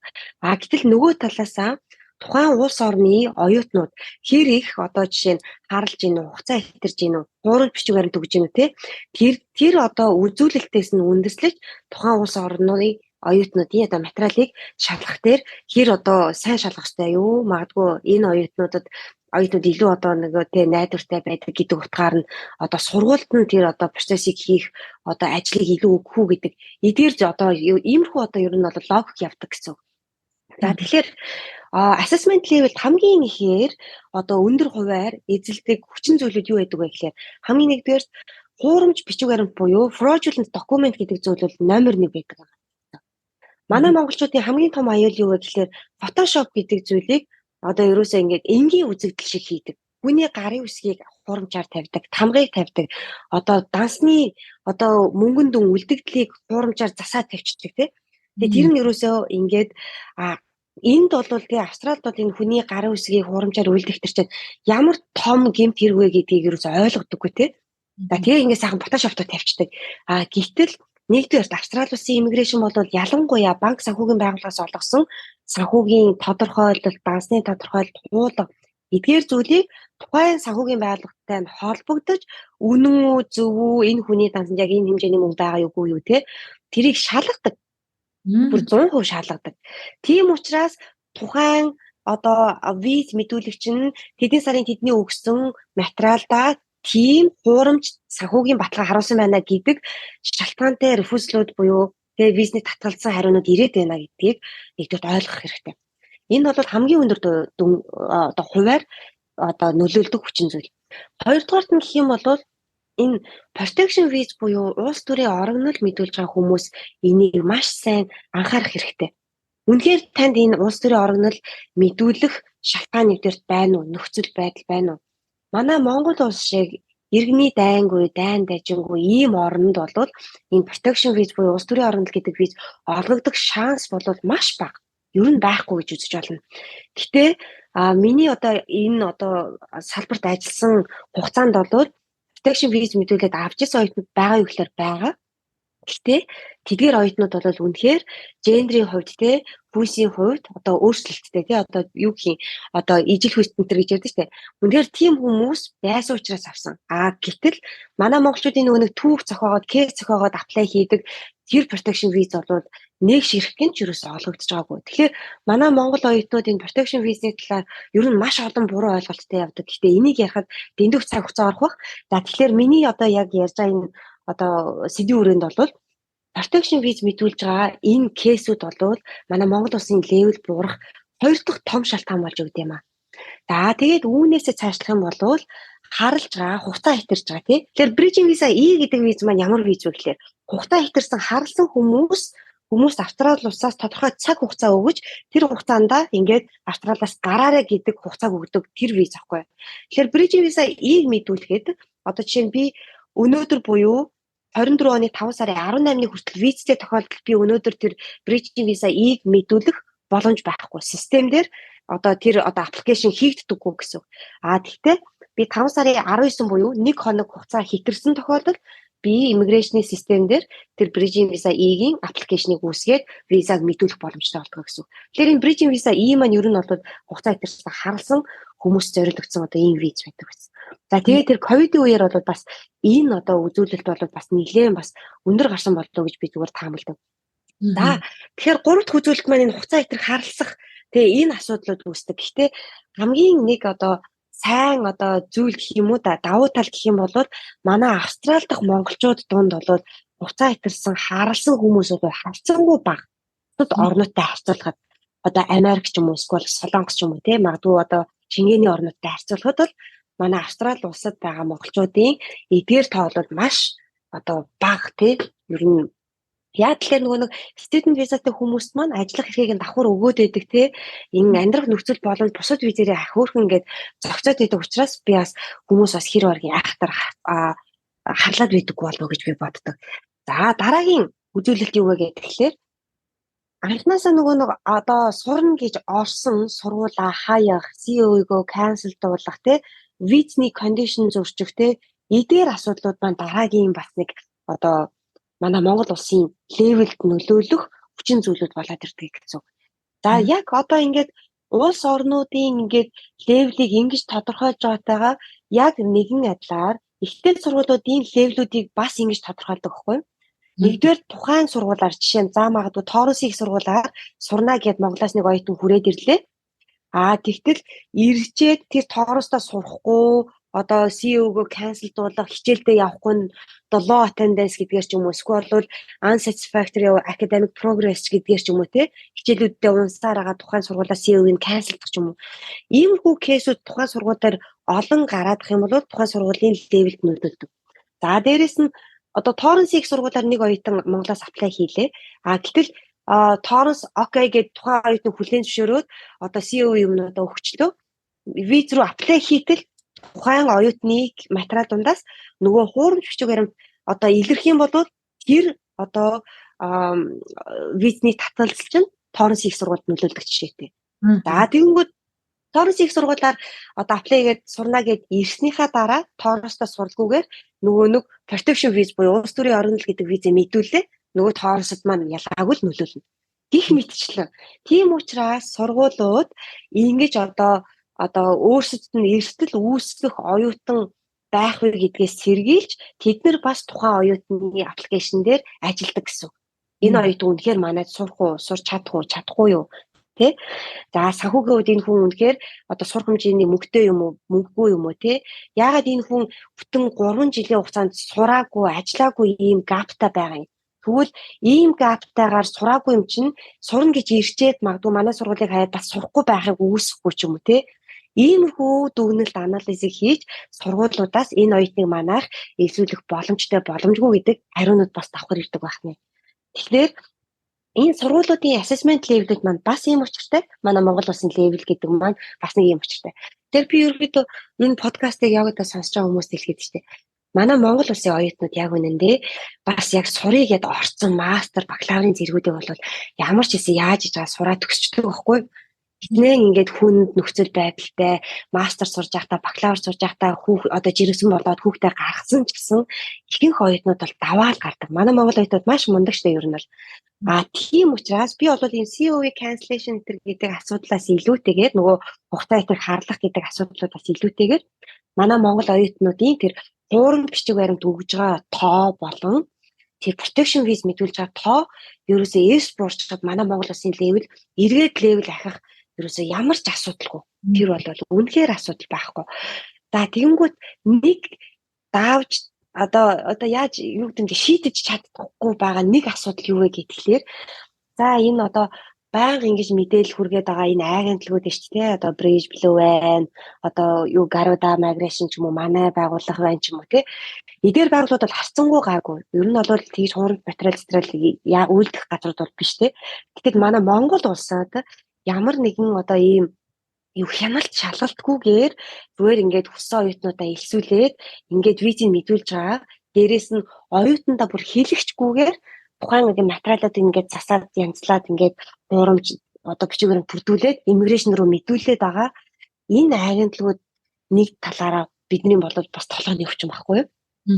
Тэгэхээр би бол одоо подкаст сонсож байгаа хүмүүст юу уриалах гэдэг юм гэхээр та нар маань өгж байгаа агентлагуудаа өөртөө маш сайн хэм шалгах тий иммиграшн руу өгж байгаа захиагаа унш өгж байгаа яг оруулсан материалуудыг нь харч юм уу тий одоо ингэж л одоо өөртөө дор бүрнээ хянахгүй бол бид нар энэ левелийг ахиулж чадахгүй байгаа дээ шүү дээ тий за тэгээ дээрэс нь энэ protection visa гэдэг энэ улс төрийн орон нутг гэдэг виз маань зөвхөн таны одоо юунд одоо ирээдүйн тий Австрали болон одоо Шинзландын орнууд руу эдгээр орнууд руу мэдүүлэх визэнд чинь нөлөөлөхөөс гадна таны төрсэн аав ээж төрсэн анх эгч дүү болон таны үр хүүхдүүдийн чинь ирээдүйн Австрали улс руу мэдүүлэх визэнд шууд утгаараа нөлөөлдөг юм аа. Тийм учраас та нар маань аль болох үнэхээр тэр одоо яг бодиттэй жинхэнэ тэр одоо асуудал нь тань тулгараагүй бол кэс зохиож бити мэдүүлээч гэдэг бас уриалгыг бас хэлмээр байгаа байхгүй. Тэгэхээр энэ хоёр үндсэн хүчин зүйлийг хідүүлээ сайн гिचэн бууруулж чадгал юм бол ирэх магадгүй 10 сарын 1-ээр магадгүй дараа жилийн 25 оны 4 сарын 1-ээр манай Монгол улс level 2 болохыг ерөөсөө үүсэхгүй. Тэгэхээр хамгийн гол хоёр хүчин зүйл бол ерөөсөө л энэ манай дээр бол. Яа. Айгуу том сэдвтэй наадах чам айгуу бас хэцүү бас ингээд тэр яг гурамч тэр мэдүүлээ банк гэдэг чинь бас айгуу л хэцүү л асуудал байна л да. Тэгээ ер нь за виз үсгэд тэгээд ер нь хамгийн хэрэгтэй зүйл за хэлний оноо айлцын оноогоос гадна ер нь яг энэ мэдүүлж байгаа хүмүүсийн банкны баталгаа хөрөнгийн баталгаа эдгээр айгуу их том даваа болдго юм шиг байна. Жишээлбэл за зүгээр кейс дээр ярихад за саяхан таньдаг хүмүүс маань бас Монголд байгаа яг тийм эйженсигээр ороод асуусан чинь за дор хаяж 130 сая төгрөгний орлого олж гарсан тийм юутай байх ёстой гэх мэтчлэн айгүй нэг манай яг Монголын амьдралд яг нийцгээргүй тийм боломжтой хүн нь хэд үлээ те айгүй бүр нэг виз бол олгож байгаа гэхдээ айгүй өндөр бүр нэг хүний нэг тоонд орохооргүй нэг тийм оюутлаханд бүр ингээд багтахааргүй тийм зүйл яриад байгаа байхгүй тэгэхээр ер нь баталгааг ер нь за жишээлбэл за нэг магистр болох гэж байгаа нэг хүүхэд байя. За би магистр сурья. За 35 таа. За магистр сурья гэдгийг гэхэд за банкны баталгааны талаар бас нэг хүмүүс бас ярьж байл дээ. Тэр одоо нэг олон хүмүүс байна. Банкны баталгаа гаргаад өгнө. Ерөөсө дор нь гаргаад өгнө. Нэг хэсэг явсан да. Бүр тэр тийм худлаа бас хүмүүс байна бас. Энэ дээр хоёлаас нэг жоо. Тийм. За тэгэхээр ер нь бол одоо над дээр ирж зөвлөгөө авч байгаа хүмүүс дунд болоо л шүү дээ. За Ашли би бол ингээд Австралид сурах одоо чин хүсэл байна. Тэгтэл санхүүгийн баталгааны асуудлыг шийдэж чадахгүй байна. Би намайг яаж одоо энийг одоо санхүүгийн баталгаагаа яаж үзүүлвэл зүгээр үү чи хэлээд өгч гэдэг байхгүй. Тэгэнгүүт одоо ер нь бол юмд аливаа юмыг би яг ингээд хүмүүс тайлбарлаж өгөхдөө илүү жоохон логик гаргалгаагаар нь тайлбарлаж өгдөг байхгүй. За тэгэнгүүт одоо өөрийн чинь хувьд ч гэсэн те одоо маш олон жил 10 гаруй жил одоо Австрали улсад амьдарч байгаа хүний хувьд бол Австрали улсын амьдрах хэмжээний зардал бол бас ямар өндөр вэ гэдгийг одоо өөрөө бас мэдчихэв. За тэгэхээр Австрали улсын иммиграшнээс бол яг статистик тоо үзүүлэлтээр үндэслэн тухайн суралцагч оюутны жилд гарах амьдрах хамжиргааны зардлыг тоочны бүр гаргасан байдаг. За тэгэхээр одоо нэг хүн Австрали улсад амьдрахад ойролцоогоор $29,710 ингээд одоо зардал гарна. За үүн дээр нэг жилийн сургалтын төлбөр, үүн дээр замын зардал хэрвээ хүүхэд нь хамт ирнэ гээд тухайн хүүхэд нь сургуулийн насны хүүхэд бол сургалтын төлбөр гэж ойролцоогоор $13,700 тий. За тухайн хүүхдийн амьдрах хамжиргааны зардал нь $10,000 бүгдийг нэг бүрчлэн ингэж жагсаагаад заасан байдаг. За тэгэнгүүт бид нэр тэдгээр одоо зөвлөгөө авч байгаа хүмүүс за чи санхүүгийн баталгаа $100 гаргах шүү гэдгийг чинь бас яг санаанаасаа цохоогоод гаргаж тавьдаггүй дүнэлтэй. Энэ бол яг тухайн оюутны одоо ямар сургуульд ямар мэрэгчлэр хичнээн долларын өртөгтэй сургууль сурж байгаа гэдэгтгээс хамаарат тэр өртөг дээр нэмэх нь Австрали улсын иммиграшнээс одоо тогтоосон санхүүгийн баталгааны дүнгууд нэмэгддэг гэсэн. За нэг хүн дангаараа Австрали улсын одоо нэг ихтэй сургууль тий одоо мастраа сурлаа гэж бодоход за ихтэй сургуулийн дундаж нэг одоо сургалтын төлбөрийг за $30,000 тооцъё л да. За $30,000 дээр за $29,710 санхүүгийн баталгаа буюу нэг жилийн одоо амьдрах хамжиргааны зардлыг нэмнэ $29,710. Энэн дээр замын зардлыг ойролцоогоор $2,000 тооцдгийг. За тэгээд ингэнгүүт нийтдээ $61,710 Австрали доллар болж байгаа. За энийг нэг одоо дунджаа нэг 2200 тооцдог ч юм уу тий. Энэ тохиолдолд энэ маань нөгөө түрүүний чиний хэлсэн 135 сая төгрөг маань ингээд болчих жоох байхгүй юу.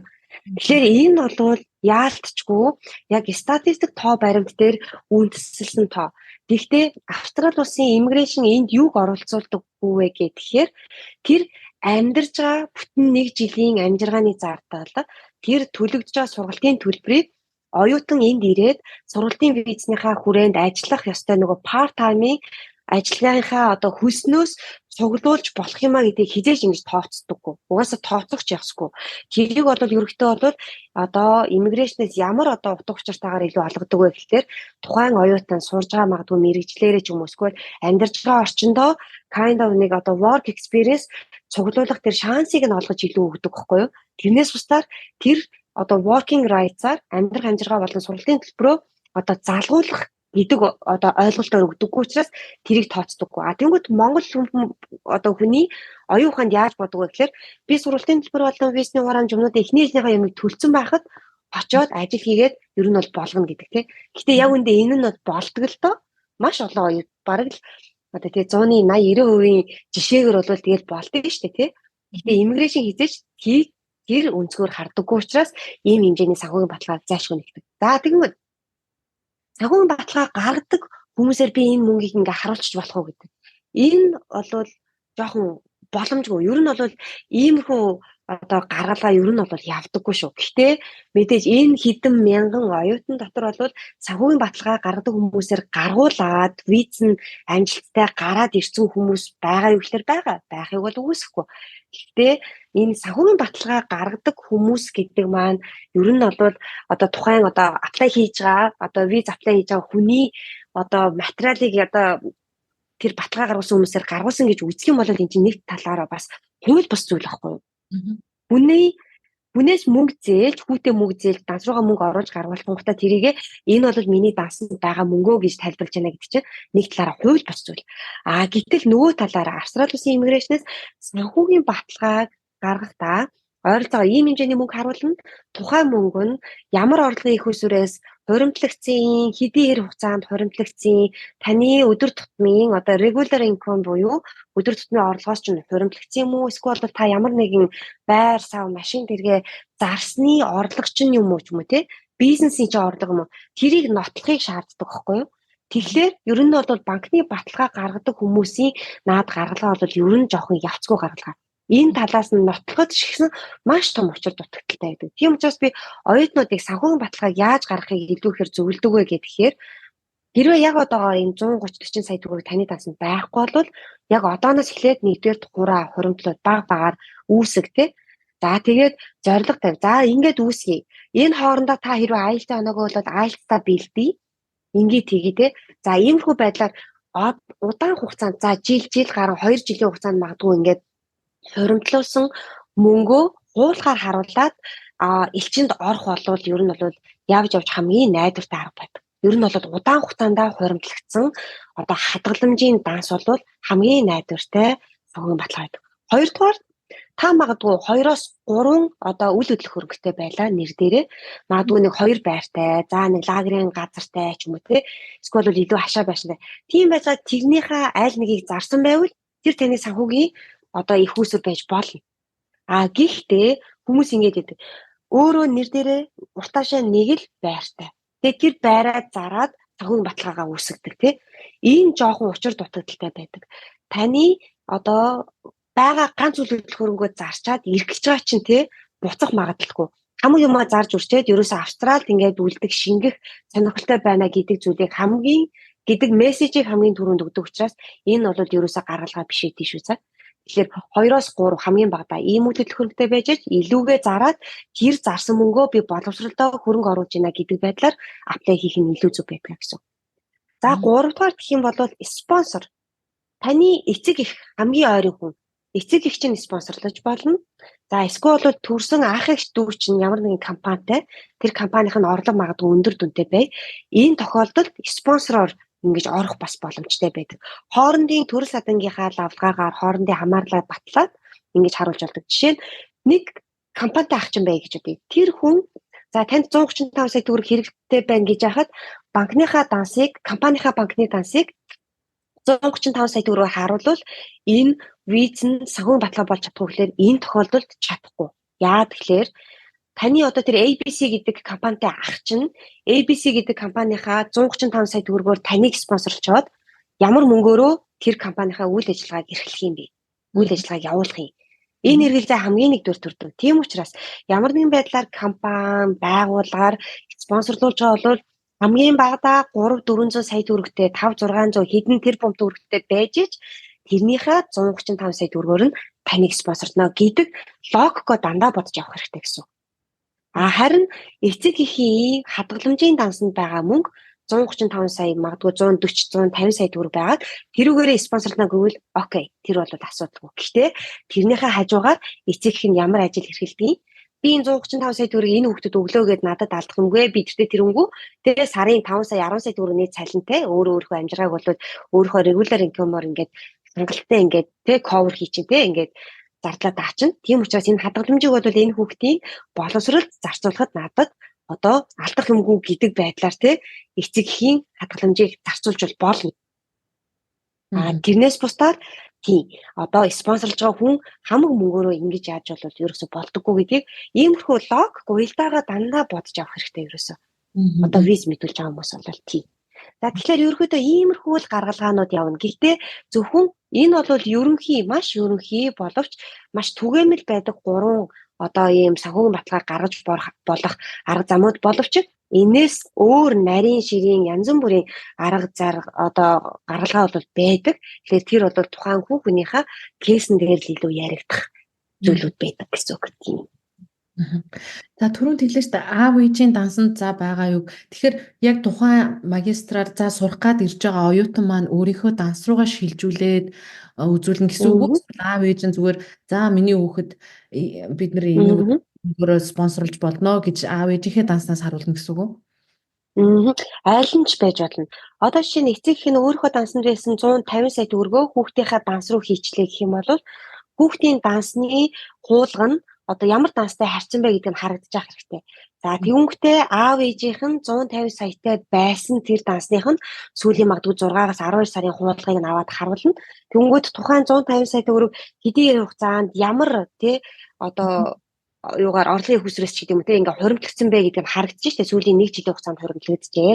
За тэгээд тэдэн сарын тэдэм за магадгүй 5 сарын 18-ны өдөр хүү болох Баттулгын данс руу шилжсэн гэдэг транзакшн буюу гүйлгээнд бас тэр аав ээжийн данс дээр харагдаж байгаа хэрэгтэй байхгүй. Тэгээд энэ хоёр маань ингээд хоорондоо холбогдчихно. За тэгээд хүүхэд нь одоо иргэний бүртгэлээс одоо төрөл садангийн лавлав гэм үү эсвэл төрсний гэрчлэгээрээ тухайн данс эзэмшигч нь миний төрсөн аав юм ээж юм а гэдгийг баталчихна гэсэн үг байхгүй. Айхтрал сонсогч манай сонсож байгаа сонсогч нар маань бас л яа гээл бодож байгаа. Би ч одоо бас баг өмнөөс бодогдож байна. Тэгтээ яах чадахгүй бол маань бас л яг л түрүүчийн хэлдэг өчнөө бас зүйл сая ярьлаа штэ. Одоо яг ингээд энд ирээд ажиллах тэр 20 цагийнх нь ерөөсөө орлогыг нь бодохгүйгээр та энд ирж сурах гэж байгаа бүх зарлаа та өөрөө cover хийж чадах чадвартай байх ёстой гэдгийг харахыг хүсэж штэ тий. Тэгжээж сургалтынхаа визийг өгдөг байх нь штэ. За санхүүгийн баталгаа юм байна. За тэгвэл оноо түрүү ярьсан сурах гэж байгаа хүмүүс маань 6 оноо болсон байгаа гэсэн үү тий. Хоёулаа яриад явчих хоёулаа яг өнөөдрийнхөө юм дээр подкастн дээр гэж бодож байна. Оюутан магистраар за сурах гэж байгаа хүн дээрээ л бас дагнаа авчи. Оюутан бол сурах гэж байгаа хүн маань хэдэн оноо одоо яг шаардж байна. За ерөнхийдөө бол зөвхөн мастер гэлтгүүгээр бакалавр бусад одоо левелийн курсүүд бол дандаа ямар мэрэгжлэр вэ гэдэг дээрээ илүү жоохон одоо нарийн ярьдаг.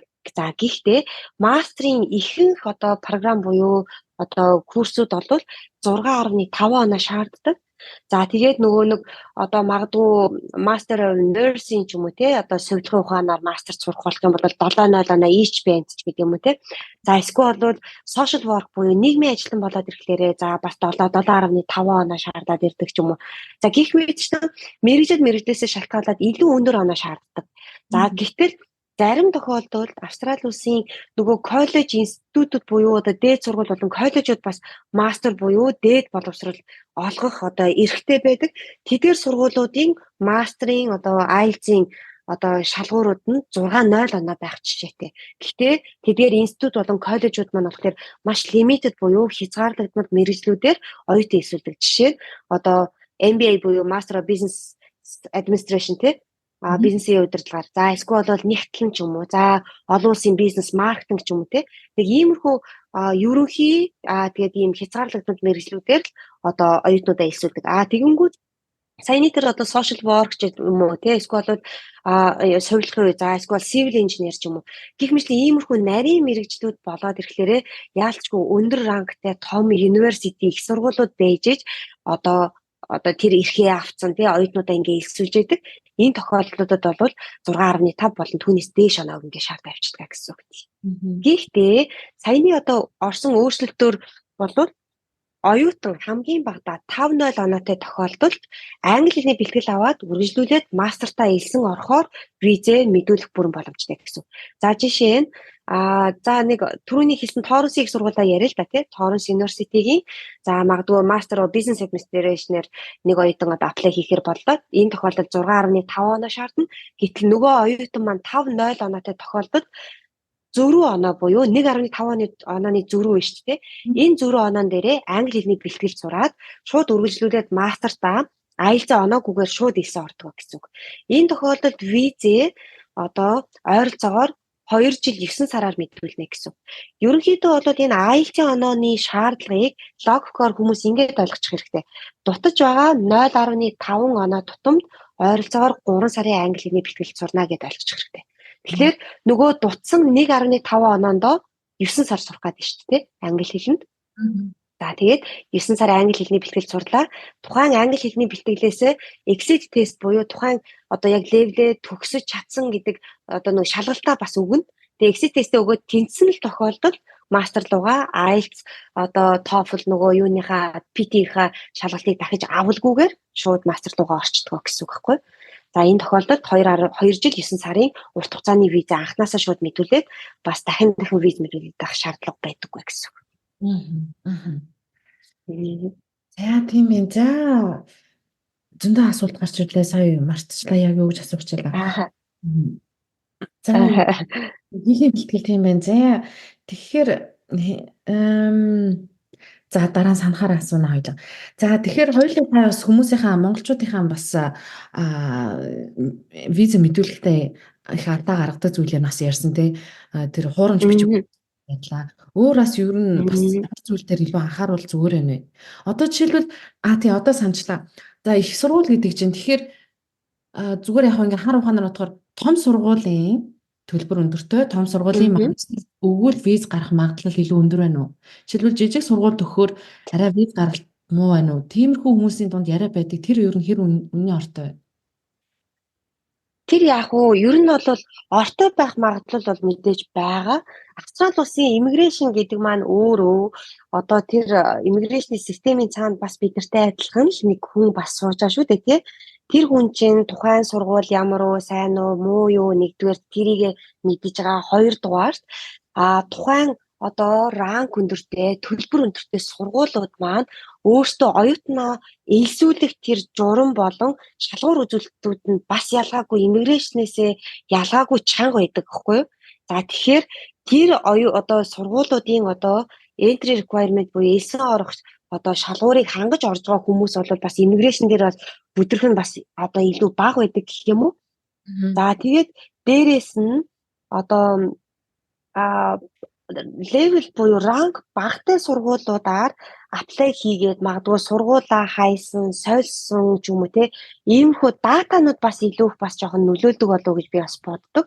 Ягаад гэвэл одоо эхний нэг жилдээ ч юм уу ранк багатай зүгээр коллежид сурж байгаа дараа нь университи рүү солих юм хандлагууд бас нэлээд байдаг. Ягаад гэвэл эхний нэг жил коллежид сурлаа. Тухайн жилд үтсэн хичээлүүдээ нөгөө өндөр ранктай университийнхаа хичээлээс дүүцүүлээд дахиад үлдсэн нэг жилээ сургахтаа нөгөө өндөр одоо ранктай сургуулийнхаа дипломтой төгсчдөг учраас бас ийм хандлагууд олон улсын оюутнуудад бас байдаг байхгүй юу? За тийм учраас бас иммиграшн эдгээр үзүүлэлтүүдийг ч гэсэн бас магадгүй давхар хардаг байж магадгүй. Тэгтээ тийм өндөр одоо сургуулийн шаардлагыг хангахаасаа гадна тийм хэмжээний төлбөрийг төлж чадж байна гэдэг маань тухайн оюутан бас хэр их одоо суралцах хүсэл эрмэлзэл байна вэ гэдэг маань бас давхар харагдаа явдаг. Гэхдээ визний refusal буюу хатгалцсан шалтгаан эрэхтэй хизээж та ийм одоо левел багтай доогуур сургууль сонгосон учраас таны визийг өнөөдөр татгалж гинэ гэдэг хариу хизээч ирдэг байхгүй юу?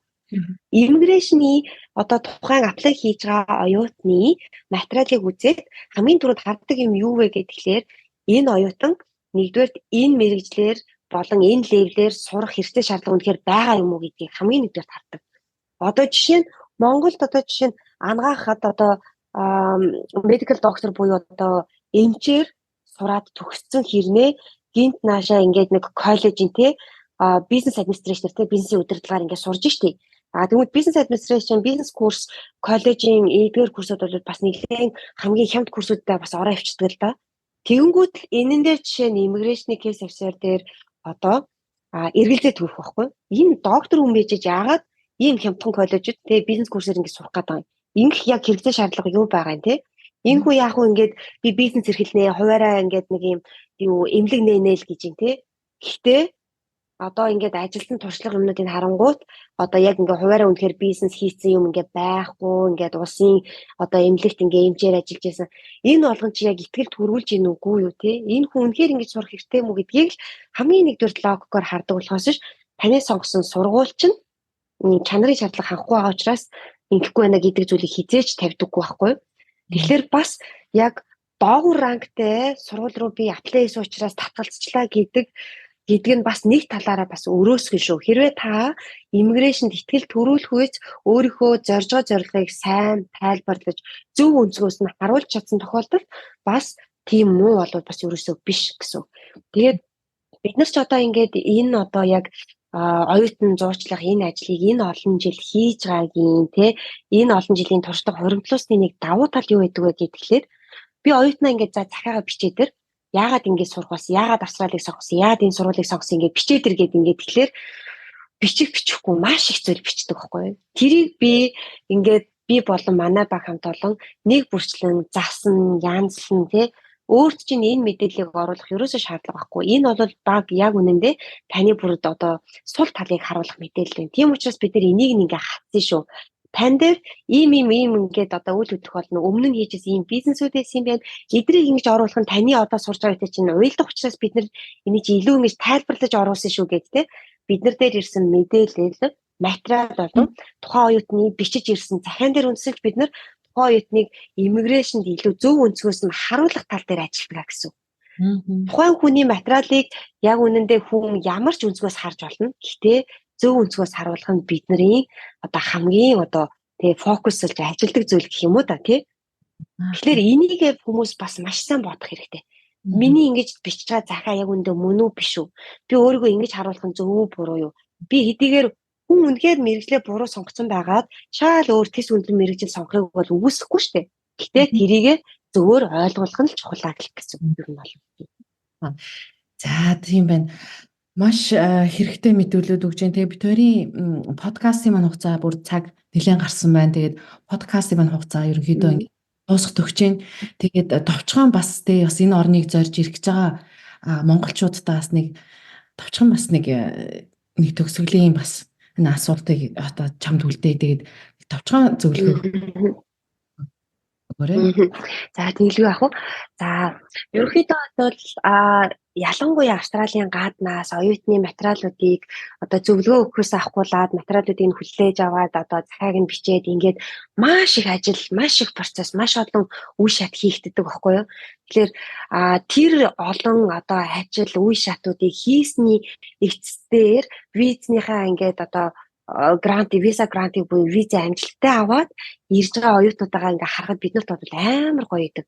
Ер нь бол биднээр виз мэдүүлж байгаа оюутан болгоныг бид нар визийг нь яаж хийж аваад аваад өгөхийнсэн гэсэн сэтгэлээр байнга ажилдаг. Зөвхөн бид нар гэлтгөө ер нь одоо манай мундаг бусад одоо агентлагууд байгаа шүү дээ. Бид нар ч гэсэн бүгд л тэгж ажиллаж байгаа. За тэгэхээр гэтэл ингэж ажиллаад визийг нь ингээд гаргаад ирсний дараа энэ Австралид ингээд би байж чадахгүй нэ. Миний бодсноос жоохон өөр байна. За ингээд миний ингэж одоо байх газар бол биш байх юм уу те. Ингээд виза хаяад ингээд юмаа болоод ингээд буцдаг бас ийм оюутнууд ч юм уу эсвэл ийм харамсалтай кейсүүд бол бас хэд бас тулгарч ирсэн. За дээрээс нь дөнгөж ирснийхаа дараа бас уучраа олох гэж хөлөө олох гэж нилээ ингэж хэцүү замыг ингэж туулж байгаа оюутнууд бид нар бас байдаг байхгүй юу? Тийм учраас би Монголоос ирж байгаа оюутнууд маань нэгдүгээр шийдвэрээ гаргахаасаа өмнө өөрсдийнхөө хэмжээнд сайхан судлаарай. Ялангуяа одоо манай агентлагийн ч юм уу бусад одоо ингээд Австрали улстай үжээ ингэж өөрийн гэсэн салбартай энэ агентлагууд бол яг ингэж нөгөө одоо амьдралтай тэр одоо ирснийхаа дараа байр саваа яаж зохицуулах уу, үр хүүхдийг яаж зохицуулах уу гэдэг энэ тал дээр хүртэл ийм амьдралтай ийм зөвлөгөөг илүү хөгдөг учраас өөрийнхөө үднээс тэр агентлагаасаа тэр сайн асуугаад маш сайн зөвлөгөөгөө дэлгэрэнгүй мэдээлэл авч гаад эцсийн байдлаа шийдвэрээ гаргаж гаад ингэж гаад ирж байгаарай хүмүүсээ. Бид нэрээ бол хүн болгоны визийг гаргах дээр бол 100% ингэж туулж ажилдаг. Гэхдээ биднээс шалтгааллахгүйгээр иммиграшны шийдвэрээс болоод татгалзах үе байдаг. Гэхдээ энэ том ажил хийгдээд, энэ их ажлууд хийгдээд виз нь гарцны дараа ирээд ганц 2 сар болоод буцаж байгаа хүмүүсийг харахад надад амар харамсалтай байдаг байхгүй юу? Бидний зүгээс айгүй ажил хийгддэг. За тэгээд дээрэс нь тэр оюутнууд маань өөртөө маш их хэмжээний мөнгө төгрөг болон цаг хугацаагаар ингэж одоо яадаг хэмтэй одоо цаг хугацаагаа одоо үрсэн байдаг байхгүй. Тэгэхээр энэ бүх одоо алдаануудыг битгий давтаарай. Бид нар одоо чиний болон миний үед ирж явах үед одоо Австрали улсын талаар ингээ мэдээлэл цуглуулах гэхээр интернетээс хайхаар ямар мэдээлэл олддог байлаа. Одоо гэтэл ямар болсон бэлээ те. Одоо тэр бол бүр маш их мэдээлэл болвол одоо сошиал одоо медиагаар тий болон одоо энэ интернетийн орчинд бол маш их тавигддаг болсон. Энэ үед бол та нар маань судалгаа шинжилгээг маш сайн хийж байгаарай. Одоо тэгээд өөрсдөөсөө хамаарах зүйлүүд дээр ялангуяа дүгнэлт анализ, гэр бүлтэйгээ аав ээж ах дүү нартайгаа нөхөртөөгөө тий маш сайн зөвлөлдөж энэ хөө шийдвэрүүдийг бас гаргаарай. Судалгаагаа дор бүрнээ сайн хийж гараа. Өгж байгаа материалуудаа, өгж байгаа агентлагаа одоо тухайн зөвлөхүүдийн өгж байгаа мэдээллүүдэд дээр өөртөө сайн бас одоо хянуур хандаарай гэдгийг л ер нь бол хэлье да. За тэгээд хуурын бичиг баримтыг хизээж битгий өгөөрэй гэж л одоо хэлье да тий. Нэг асуулт орхисон байна. Entertainment бизнесний талаар асууна. Манай Ашли маань олон Монгол хамтлаг дуучтай бас визнийх нь асуудал дээр туслаад дэмжээд бас манай Монгол entertainment хамтлаг дуучтай их дэмждэг байгаа. Тэгээд миний мэдхийн UB Comedy байна, Lumino байна. Тэгээд тэрнээс гадна маш олон хамтлаг дуучтай. Хоёулаа тэр визнийхаа талаар ярив. Магадгүй бас сонсож байгаа уран бүтээлчд маань бас сонсож иж магадгүй. Тийм. За манай Монголын одоо урлаг соёлын тий одоо нөгөө артистууд бол Австралид бол сая одоо сүүлийн хэдэн жилд бол бас нэг ирж тоглолтоо хийдэг уран бүтээлээ хүргэдэг нэг юм мод орог дэлгэрлээ шүү дээ тий. За тэгэнгүүт өмнө нь одоо манай урлаг соёлын энэ одоо мундаг дуучид маань тий ирж одоо тоглолтоо хийхдээ дандаа ихэвчлэн ер нь дандаа аялын визээр ирдэг гэсэн. Тэгээ аялын визээр ирж ингэж Австрали улсад тоглолт уран бүтээл хийх эндээсээ орлогож энэ олон чинь ер нь олж авах хууль бус зүйл ахгүй юм. За тэгэнгүүт 2019 он намайг нөгөө Expert Education and Visa Service гэдэг байгууллагад ажиллаж байхад бид нар нөгөө UB Comedy-гийн одоо залуучуудтай холбогдоод Бататайгаа холбогдоод тэгээд яг хамгийн баг анхны гэж хэлж болох одоо Австралийн нөгөө entertainment одоо визаг 408 буюу entertainment визаг мэдүүлээд тэгээд тэр визаг чинь бас мэдүүлэхдээ зүгээр ингээд шууд мэдүүлчихгүй шүү дээ тийм тухайн индастригаас нь бид нар аль биесний зөвшөөрлийг нэгдүгээр давна эрүүл мэндийн даатгал давна public liability insurance хийлгэн тийм тэгээд зохион байгуулж байгаа үйл ажиллагаан дээр ямар нэгэн байдлаар одоо үзэгч дундаас юм уу эсвэл бол одоо зохион байгуулж байгаа багаас эсвэл бол артистуудаас одоо эрүүл мэндийн ч юм уу ямар нэгэн accident тийм аваар осол ч юм уу болох юм бол тухайн одоо иншүрэнс даатгал нь даадаг байдлаар тий коверлдог байдлаар иймэрхүү яг аль биесны ийм одоо бүх зүйлийг нь зохион байгуулад одоо визийг ингээ мэдүүлж исэн. За тэгэхээр UB Comedy-гийн анхны тэр визнес хойш бол маш олон бусад урлаг соёлын одоо арга хэмжээнүүд дээр бол одоо entertainment визийг нь одоо мэдүүлж өгөх спонсорлож ингэж оролцсон байна. Үүний одоо нэг нь гэх юм бол за жишээ Lumino хамтлаг байна. За UB Comedy Lab байна. Gang Bay хамтлаг, Давай Даша, Сэгцэн богдын Deja Vu гэх тоглолт байна тий гих мэтчлэн. Эдгээр тоглолтууд бол яг албан ёсоор ингэж одоо entertainment визагаа мэдүүлээд үйл ажиллагаа зохион байгуулах нь тэдгээр артистуудын профайлд нь хүртэл албан ёсны ийм immigration түүхийг historig ингээ үүсгэж байна гэсэн. Тэгэхээр дараагийн одоо чинь магадгүй Англид ч юм уу те эсвэл Америкт ч юм уу Солонгос, Японд ч юм уу тэдгээр артистууд тоглолтоо зохион байгуулах үед Австрали улсад тэд онуудад entertainment визагаа аваад ийм тоглолтуудыг хийжсэн гэдэг түүх нь өөрөө сайнаар нөлөөлдөг жишээтэй. Тэгэхээр эдгээр бас ийм үйл ажиллагаануудыг бас аль биесээр ингэж одоо хийх те эхлэлийг бас би бас тавьж чадсандаа бол бас өөрхөн бас баяртай байдаг ер нь бол. Тэгэлгүй яг нутгаа сонсон те бас энд ажиллаж амьдарч байгаа монголчуудаа бас Монгол улсаас нь ирсэн entertainment хамтлагуудаа багасаа шүтсэн одоо Lumino байна те гэх мэтчлэн тэр хамтлагуудыг авчирч бас нэг сэтгэлийн дэвтэж өгж байгаа бас чиний энэ ажилд чинь нэрээс айгүй баярлаа гэж хэлж олон хүмүүс бас баярлаа гэж хэлхийг хүсэж байгаа. Тийм тэглүү яг нөгөө одоо Австрали бид нар ингээд энэ өндөр өртөгтэй оронд одоо өдөр шөнөгөө те өглөө 7 цагаас эхлэх ажил хэд гэж гардуу те 6 5 гээл гарна.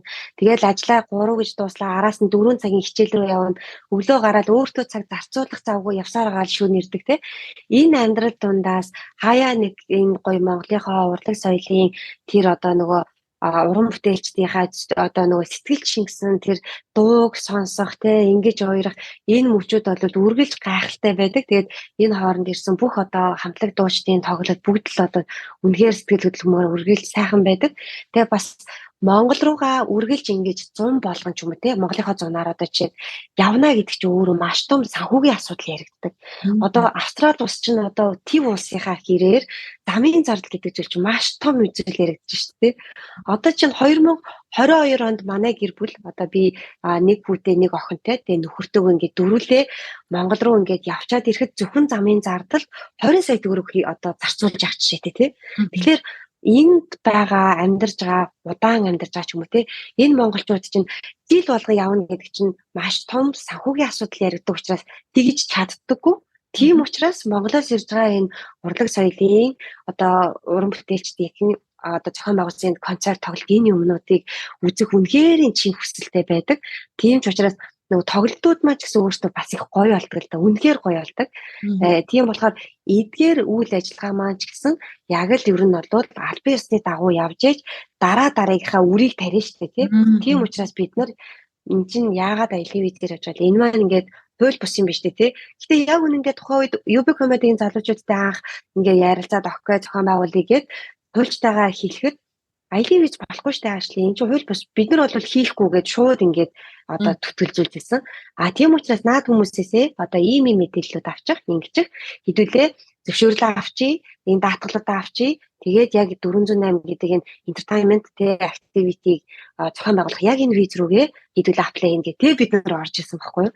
Тэгэхээр UB комедигийн залуучдын анхны тэр үйл ажиллагаа бол араас ирэх олон тэр урлаг соёлын арга хэмжээнд бол маш гоё ийм үрийг булган сүлтэй үрийг ер нь бол тайрсан гэх юм уу да. Тэгэлгүй яхаа тэгэхээр мэрэгжлийн хуульчтай газар гэдэг чинь ийм л өөр байна. Тэгэхээр тэ яг Австрали улсын стандарт нийцсэн шаардлагад нийцсэн үйл ажиллагаагаар бас хангаж штэ үйлчлүүлэгчтэй. Тэгэхээр маш их хэрэгтэй мэдээлэлээр дүүрэн энэ төвтэй бас холбогдох дэлгэрэнгүй мэдээллийг бас доор комментараас үлдээх болно. Facebook page нэр холбогдох утас Ashley-г маань утасч байт юм уу те бүх хэрэгтэй мэдээллийг доор комментар үлдээн. Тэгэхээр та бүхэн битүүрийн сая ярьсан зүйл подкастн дээр ярьсан зүйл зөвхөн энэ олон их мэдээлэлээс зүгээр битээр тэ энэ нэг цаг 30 минутын хугацаанд битээр базаж ярих гэж хичээлээ. Тэгэхээр та мэдээж олон асуулт танд байгаа. Таны нөхцөл байдал өөр байгаа. Тэгэхээр энэ олон асуултандаа хариулт авахыг хүсвэл мэдээж доор Ashley-тай маань холбогдоорой. Тэгээд монголчуудаа энэ дэлхийд ялангуяа энэ сайхан төв улс болох Австрали улсад бас гэр бүлэрээ ирж сураад амьдраад сайхан боломжуудыг бас монголчуудаа нээж өгч байгаа First One Education Migration-ы боловсролын зөвлөх Ashley чамд цаашдын ажилд өндрөөс өндөр амжилтыг хүсье. Олон хүмүүсийн бас үүд хаалгыг мөрөөдлийг нь бас биелүүлэх юм хаалгыг бас нээж өгөөрэй гэж хүсье. За маш их баярлалаа. Тэгээд миний зүгээс мөн адил бас Mongolians in Australia подкастын хамт олондоо цатаадаа маш их баярлалаа. Тэгээд өмнө нь хийлсэнчлэн бас танай одоо энэ подкастны 70 дахь дугаарыг бас одоо зочноор ингэж оролцсондоо туйлын их баяртай байна. Тэгээд чамдаа амжилт хүсье. Баярлалаа. Тэгээд өнөөдөр цагаа гаргасанд маш их баярлалаа.